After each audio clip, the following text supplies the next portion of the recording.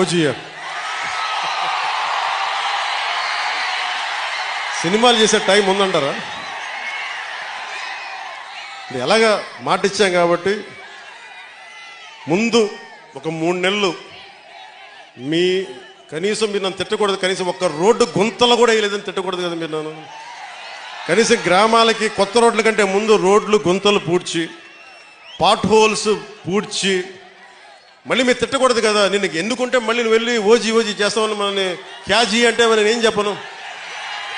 ఒక భయంతో మా నిర్మాతలు కూడా చెప్పాను, కొంచెం క్షమించాలి, మా రాష్ట్ర మా ఆంధ్ర రాజ్య ప్రజలకి మేము కొంత కనీసం సేవ చేసుకొని కుదిరినప్పుడల్లా ఒక 2 రోజులు 3 రోజులు మీకు షూటింగ్ చేస్తాను, ఎక్కడ పనికి అంతరాయం రాకుండా.